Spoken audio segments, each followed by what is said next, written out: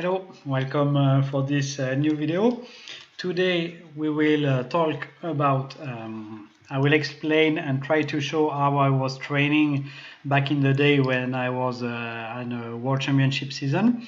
So I will try to kind of reproduce my training program based on a Google document that we will fill up time by time together, and I will try to explain at this moment also everything or most of the things, because it could be quite long. We will try to make it short anyway, and at the end, in the second part, I will describe the different principles I use to organize my training, and we will finish then this session with some question and answer that you can do on the live, on the chat. So welcome. I see people from USA, I see people from Colombia already.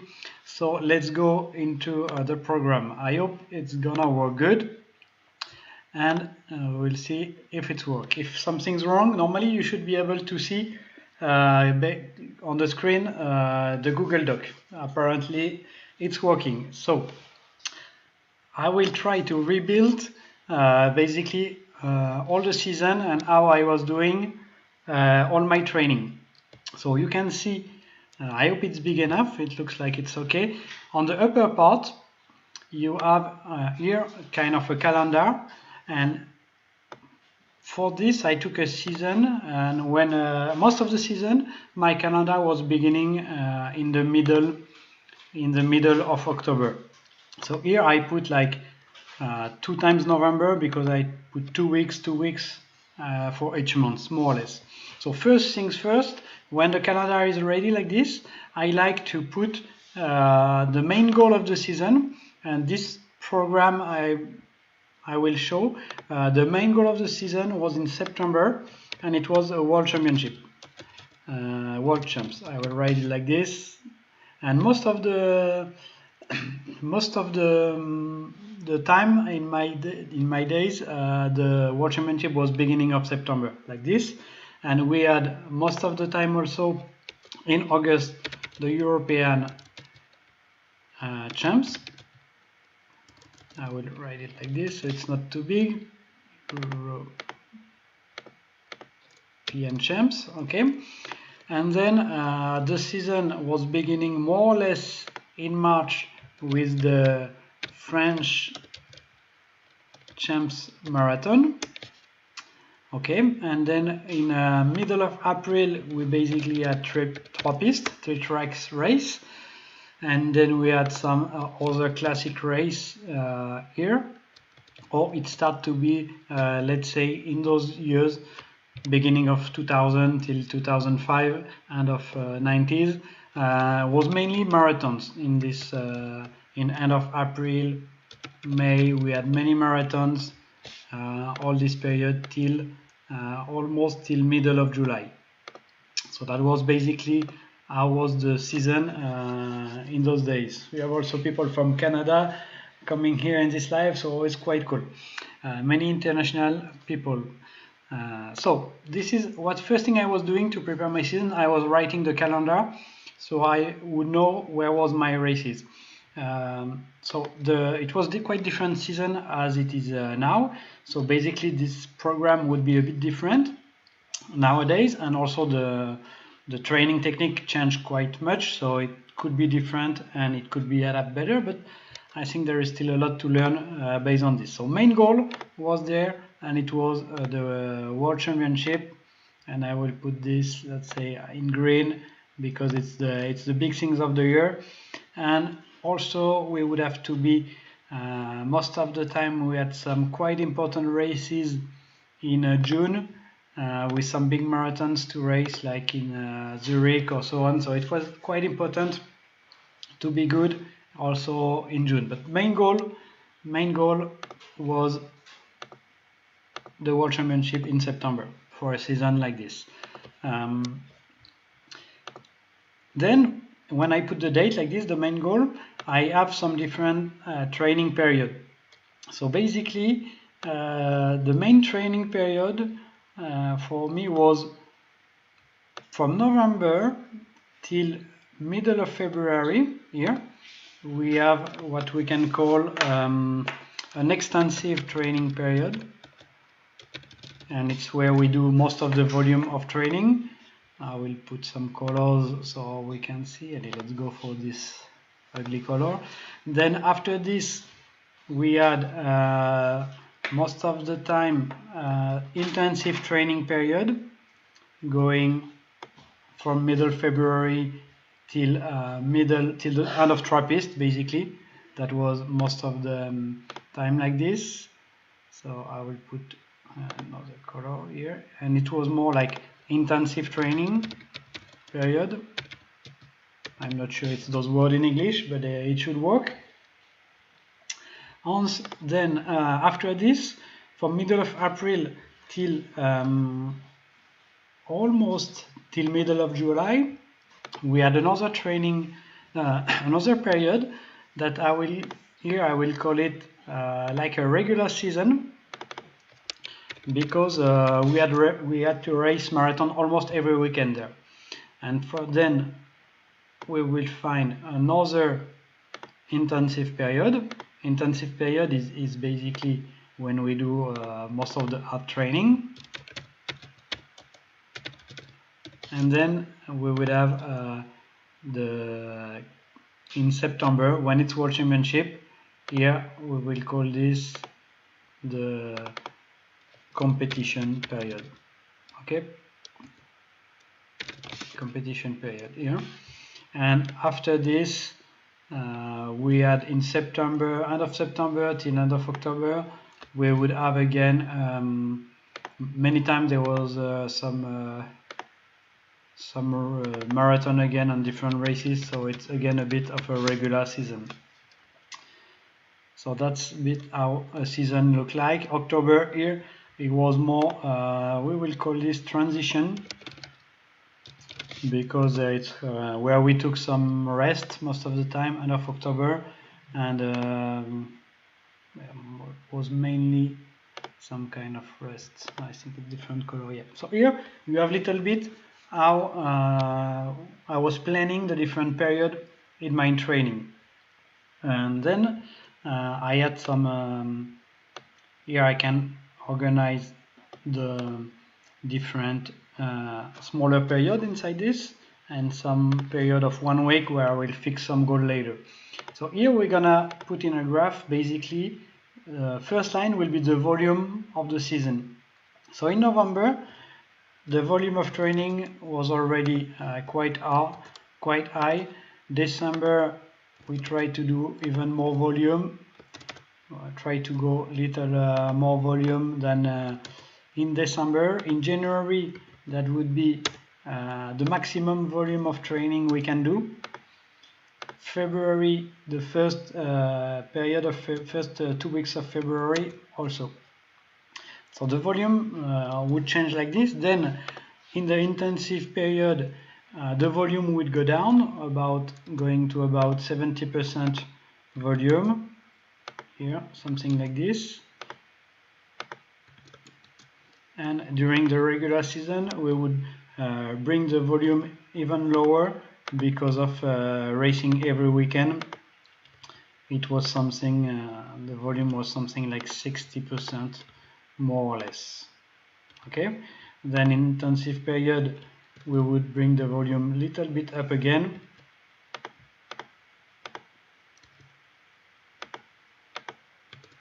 And at the end of this second intensive period, it would go normally down quite much, because then we will play with the intensity. So the intensity of the training, so let's say October, I would put not even 50% volume, and not even 50% intensity, would be low.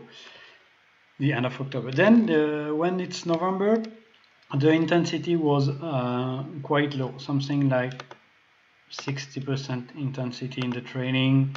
Then all December, it would be something also very regular in the intensity. I will explain a little later in detail what I was doing, but I show you here the ID. let's go back here. So here in middle of February I would start to make more intensive training, and so I would do some quite hard training basically in all this period. Let's almost, is almost 100% of intensity. That would be really hard training, and little bit less before going to the regular season. Then during the regular season the intensity of the training is high also, but not like super high, because so many races, we had to race marathon all the time, so we couldn't, so the marathon is already one part of the in charge of the training, and so that's why 80 is quite high. And then here we had a short period to prepare for the World, 1 month and a half almost, so it was the most intensive period of the year,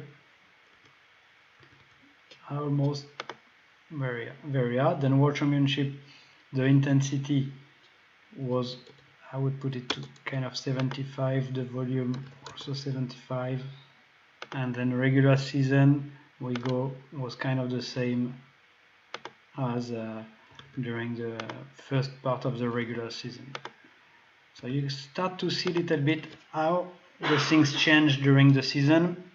You can see when we had the hard training basically, and when we had the volume. So the most part of the volume, as you can see, was done from November to middle of February, and I was building two intensive parts in my training, which was middle of February to middle of April, and July and August.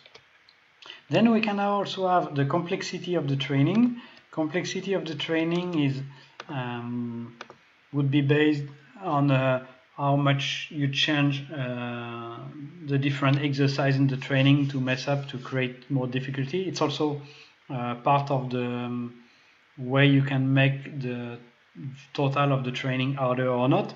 So basically in the winter you want to mess up a lot with this, and you make quite some complex training, I would say. It's a chance to make the complexity of the training important, with a lot of you do a lot of different exercises, let's say. Okay, then it goes down during the season. You want to do less and less complex exercise during the season, and during the regular season you don't want a lot of complexity here, because you want to have a regular season to perform in different marathon as much as possible. And then the complexity become very low in the last intensive part of the training, and there is very little complexity at the end of the season also, and during the main goal, of course. Then we have the specificity of the training. The specificity of the training is how much skating you would do, basically. So here we can go the other way around. During the last intensive period of training, you want to have a maximum of specificity. So I will not put 100% still, because we would still do a little bit of biking, but not more than 10% of biking. Then in the regular season that will go down again here. In this regular part of the season, we would also start to be quite specific. So we mainly skate, like almost 75% of the training are done on skate and 25% on the bike or in the weightlifting room. In this intensive period, we would also do a lot of skating, but also still hard in the gym or in the bikes or in running. So basically the specificity here would be a little bit less than during regular season. And finally, during all the extensive period of the training, we don't do so specific training. That means we do a lot of also biking, running, weightlifting, and other kind of training. So it's the period of the year where you want to change a lot your training possibilities. So here, this is a little bit how a season can look like in terms of global training load that you have in the season. The first line here is the volume. You want big volume in the winter, then reduce the volume and more intensity after the reduce of the volume. You want big complexity in the training in the beginning, then less and less, and you want more and more specific when you go close to the goal, to the objective. So let's zoom a little bit first in the extensive period. So extensive period was mainly November. I don't remember which color I put, but I put like a random color like this. So that was the extensive period of training. And basically here I would restart, I would have a period of restart the weight training, weightlifting in November. That would be kind of the goal. Restart weightlifting plus biking plus endurance. Okay, well, I would restart the weightlifting training and I would restart to do some endurance. Not like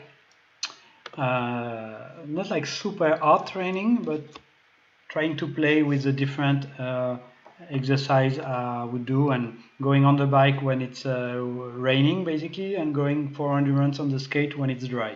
That's a little bit the goal. In the December, the main goal would be basically to build endurance and to build, I will make it simple, I would build muscle, I would make muscle here.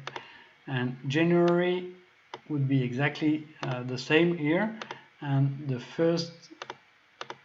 the beginning February for 2 weeks here, that would also be the same goal, endurance and muscle. So in this period, for what a little bit too long this, let's destroy this. So here for only 2 weeks would be the same. So for almost 3 months and a half, the main goal of this period is to build a big endurance base and to develop the muscle part. So it could be more complex nowadays, but in those days, like almost 20 years ago, that was what was in the best plan of training. And here I would have some different topics every week. So basically in November I would do a restart. Let's put restart weightlifting. For the weightlifting, I'll put WL here. I will put the link to this tab in the description of the video a little after. Okay, so you can get back to this file later. Then I would basically for 3 weeks here, I would do some endurance for the muscle in this part of the training for 3 weeks. And so that means something, the training would be something like 5 times 10 reps in most, to make it quite simple. Still, we cannot do in every details. Basically building endurance here with 5 times 10 reps. Then I would do for 3 weeks something we can call, would be power in weightlifting. So it's most of the time 5 times 6 reps. That's for sure, in my opinion, the most important training you can do is the power training. It's most important for skater. Then I would do 3 weeks training based on strength, max strength. Not sure I write it good. And here it's more something like 6 times 3 reps. It's more this kind of training, and for the muscle part. And then after it I would do again almost only some power again, because that was the most important. So something like 5 times 6 reps again. I was doing mainly about something like 6 exercises in my training. I had 6 in most of my weightlifting training, 6 exercises, about 3 for the legs in one session, and I was doing like 2 sessions a week, 2 sessions per week for the weightlifting, and I was doing like about 3 exercises for the legs and 3 exercises for the other part of the body.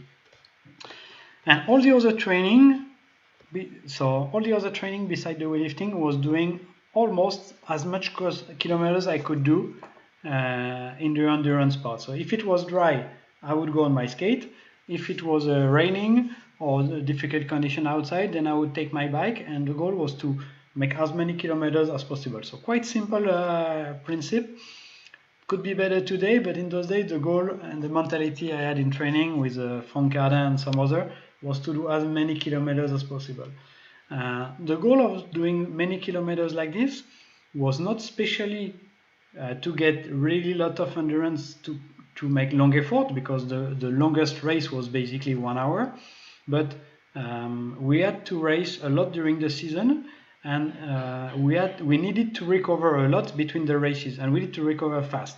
So by having a big endurance base to start the season, it was really helpful to help me to recover faster during the season. So here we had almost 3 months and a half, really lot of endurance for a big period. November, December, more and more. January, February, really lot of endurance. And so I was focused on developing my cardio and developing my muscle. So that was the 2 main goals I had. Then other part of the training, the intensive part. Then from here we start the intensive period. Let's try to put some color a bit again here, and then here was the regular season. So in the intensive period, the first block here, the first 2 weeks of February, this first block was to kind of create a shock to the body, because we were out of the winter.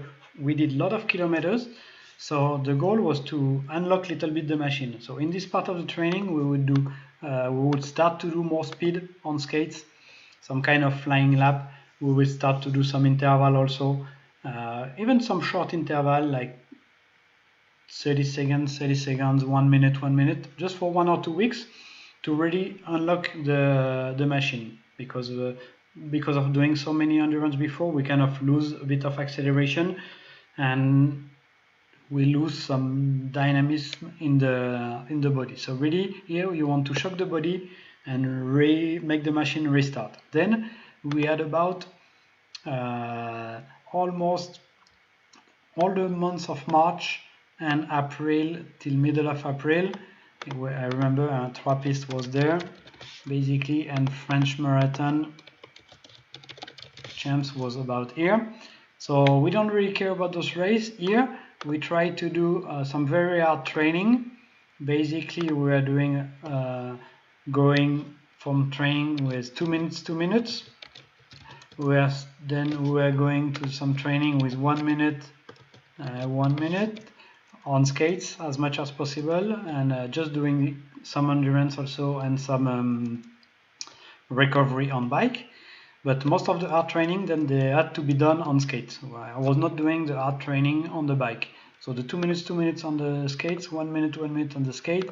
Then we are doing some flying lap, a lot of flying lap here, almost 1 or 2 times a week, and also some 1,000-meter training, those kind of things, with something like 5 times 1,000 meter, more or less. Okay, the goal was to really get into some faster speed on training till the Trappist. Trappist was an important race, but not really a main goal. Also, we wanted to do good, but it was more like a test race to see if we were fast enough for the beginning of the season. I remember in those days here we had many marathons every weekend from May to June, and it was super important season We had marathon like Dijon, we had marathon like Rennes. I put some names a little bit like this, like random, Saint-Paquercy in Switzerland, Zug. Here we had something like Zurich, maybe it was more the week after, and we had Engadin, super important marathon also, end of June or beginning of July. And yeah, so many marathons every weekend. Yeah, I cannot remember every name of some marathon, but we had marathons in not Eindhoven, in Germany, in Hamburg. Hamburg Marathon was the beginning of the season, and so on. So basically, yeah, just marathon every weekend here. Okay, so during all this period, it was much harder to train. So basically, we call it regular season, and you want to at least keep your level. So the training week was quite simple. So let's write some dates like this. I will explain you how it was working. It was not the perfect training, but it was quite hard actually to train when you had many races. Friday, Saturday, and Sunday. So when you race every weekend like this, on Saturday and Sunday, let's say most of the race was on Sunday, so Saturday was a traveling day, and Monday was also a traveling day. Sunday was a racing day.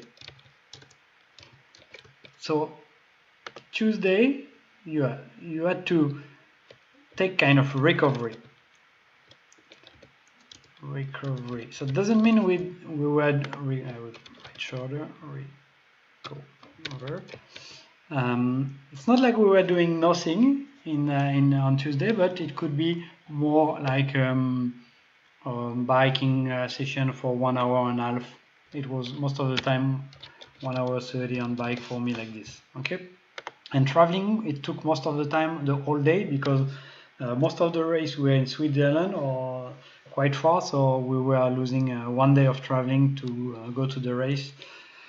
Friday, I like to do we're doing some speed training before traveling, because it doesn't make you so tired, the sprint. And we were also sometime doing the speed on Wednesday and kind of interval training on Thursday. So that was the things, but not super hard and not a lot of training basically, because going from race to race, it was already quite hard. So here it could be strange to see some speed after some interval training, but for me it worked good, and I like to have a good feeling on my speed. So basically during the regular season, that was the main way of my training. Then let's go to the next part of the season, and here we had this period, July and August, which was again an intensive training period, and here we had the competition period. I don't remember which color. I think let's go green here. And here I had a very specific way of training. It was a special technique, I think, and I was really organizing my training based on the racing program I would do. So most of the time, let me explain you this. I like to train really into the quality of the training. So I was not doing very long training. Most of my training were on skates. I was only doing the recover part on bike. I was not doing any weightlifting in this period, so no weightlifting here. I would stop weightlifting. Also during the regular season, it was super hard to do weightlifting. But July, August, I had no more weightlifting. I would focus a lot on quality. and some training was 1 hour, 1 hour 10 maximum, and I was almost doing the same kind of training. So I would walk my speed by doing some flying lap, something like 8 flying lap in one training. I would walk on my 500 meters, so the lactate training, let's say, and then I would do 3 times 500 meters. Some other training I would do would be interval, and I was almost doing 30 seconds, 30 seconds. And almost that was it. Then there was sometime a bit of start, some bike endurance a bit, and some recover training also on bike or on skates. So basically I was doing a lot of the same of those sessions. Yeah. And I had one little other training, was some 10 seconds that would come later, some short interval. Okay, so that was basically like this. So why I was doing like this? Mainly because during my racing program, we would have the 300 meters the first day. Then most of the time I would do the 500 meters the second day, and then the third day I would do 1000 meter or relay. And this is 3 days of competition on track, and more or less was the same on the road. And then we would have the marathon. So in those days it was more or less like this. Very simple competition program.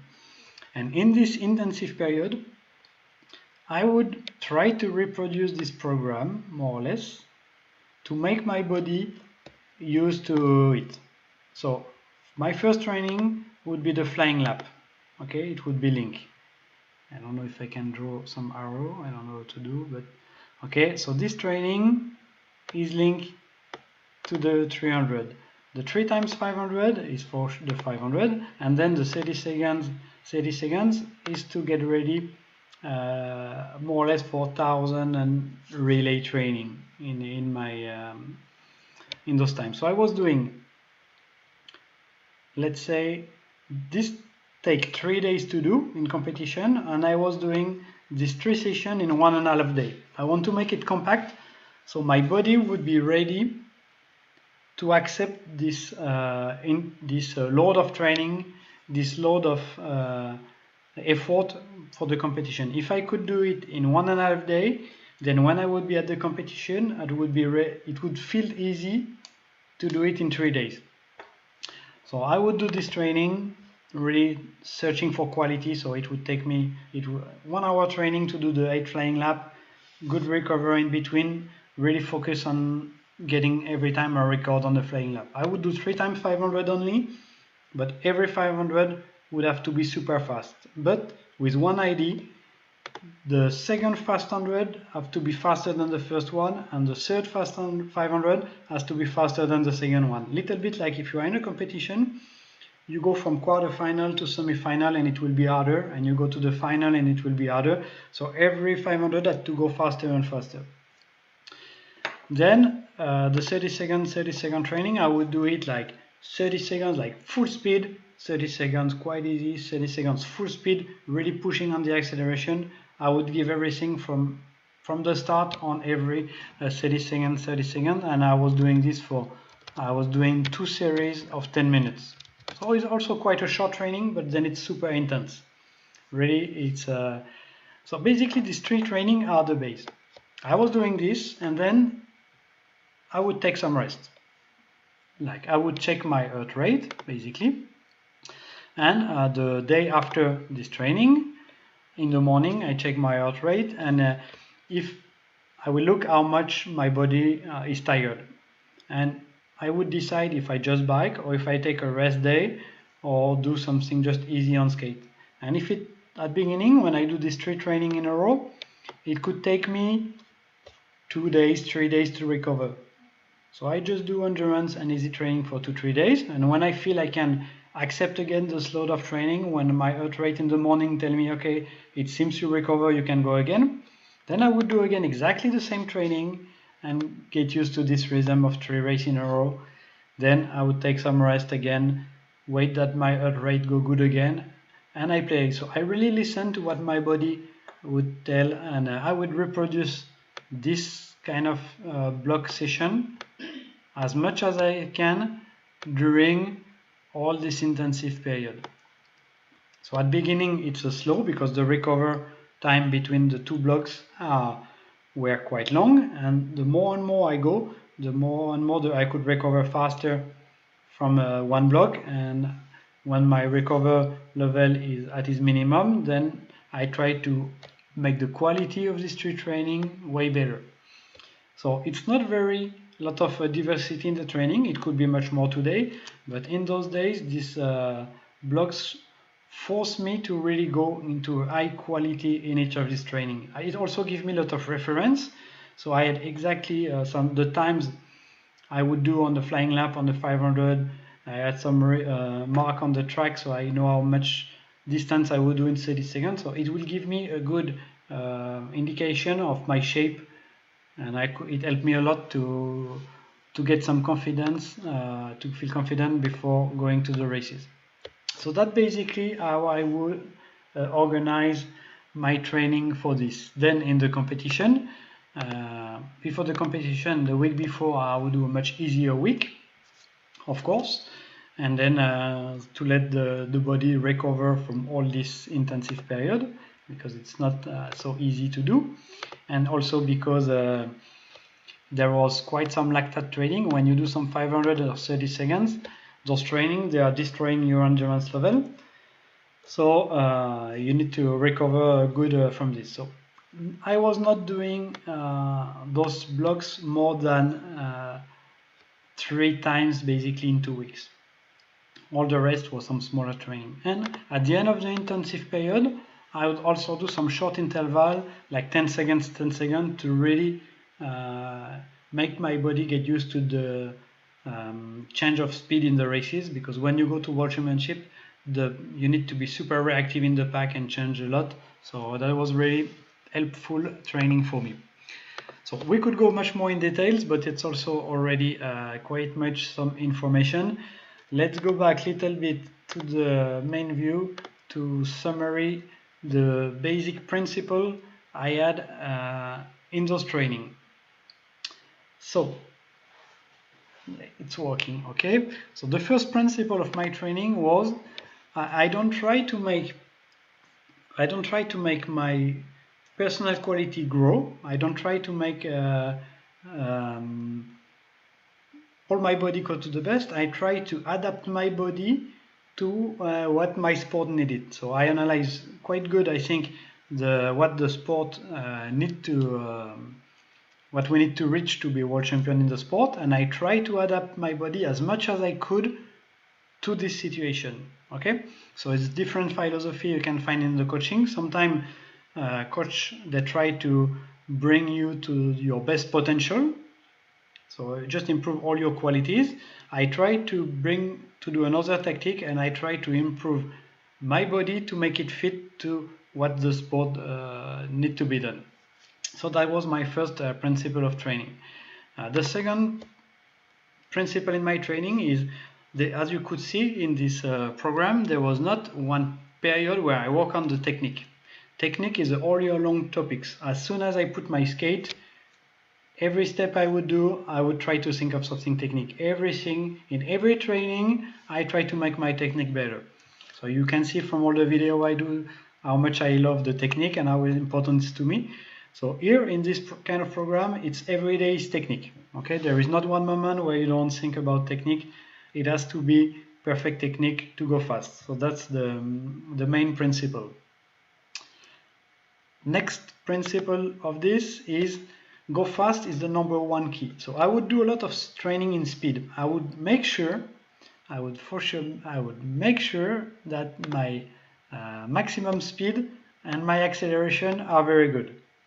So that's if you are not the fastest on one lap, you have almost no chance to win at World Championship. So one of the goals in the training, before any other quality, I would do everything in my training to make sure I'm fast. And every time I could win more than one title at World Championship in the week, it was when I was the fastest on one lap on the track. So like in 2001 in Valence d'Agen, in 2001 in 2005 in Suzu, that was I was the fastest on one lap, and it really helped me to win many races actually. Principle number 4. I prepare my body to the race rhythm. Like I say, I had the 300 first, 500, then relay. So I would train, I would do my training program to respect this order more than doing a program we respect the resting time. So for example, if you do an interval training, you would need 70 kind of 2-3 days of easy training after to recover from it. But I would not care so much about this. I wanted my body to make sure that it is ready to do it, because even if I have the 500, I needed to make sure I recover fast after this to be able to do the relay after. So sometimes I do my interval on purpose too close to the 500 training. I know I would not recover fast enough, but then I make my body ready for this during the championship. And last principle is really to listen to the body to recover. So after one block, so I would not do 2 blocks of training close to each other. So I was taking my heart rate almost every morning. Now we have better system to analyze this, but in those days that was the main indicator. So basically, my minimum heart rate was 36, my maximum was 209. And so in the morning, if I was between 36 to 45, I would train like super hard. I would not keep anything I would do as much as I could. So if it was the winter time and my heart rate morning was doing under 45, I would try to do more kilometers and use this period of shape to do more. If I was between 45 and 55, I would be a bit careful. So I would just do enough kilometers or enough training, but I would not destroy really myself. If I had a heart rate in the morning more than 55, then I would take an easy day. I would take a day off. Even if I wanted or could train over 55 in the morning, it was a day off. That would mean my body needed more impact to recover. So after this indication, more than 55 heart rate in the morning is a rest day. Whatever was in the plan, I would not train. So that's how I was listening my body to recover good between every training, basically. Okay, that was almost 45 minutes to explain this. If you have some question about this now, it's time to it's time to do the Q&A part of this video. Let me know in the comment if you have any question. I have already a question from my wife, actually. You didn't do weightlifting during the race period. I know I was not doing weightlifting during the regular race period because it was too heavy, actually. That's something, if I had to do it again now, I would change. I would do some easier training program. I would do some little weightlifting session based more with explosivity, but in those days I was doing too heavy or too much training in power. So between races, I wanted to recover full. There was too many important races to win, so I skipped basically all the weightlifting to be kind of in shape in this period. I'm waiting some more question. Maybe you have some on these special topics. I give a little delay because there is a delay between what I do, maybe 5-10 seconds, and the question I could read on the profile. Don't forget the Berlin Marathon. Yeah, the Berlin Marathon was super important also. But it came most of the time after the World Championship, so I put this in the regular season. So that was it was kind of easy to prepare, because when the World Championship was in September, you go back to World Championship, you go direct to Berlin, so you're already top shape. So that was almost the perfect timing when you can have the Berlin Marathon just after World Championship. It doesn't need any specific things. It's just you know you will be in good shape for 1 more week after World Championship, or even 2. Okay, so I don't see any more question coming from today, and so that's a bit special video. I will try to do another one tomorrow. I will somebody send me some video of a technique in skating, and I will do analyze this technique tomorrow live, probably tomorrow afternoon. And I'm still not good enough in Spanish, but maybe Sunday I will try to do a technical video in Spanish, but I need to study a little bit more to make sure I know the good word.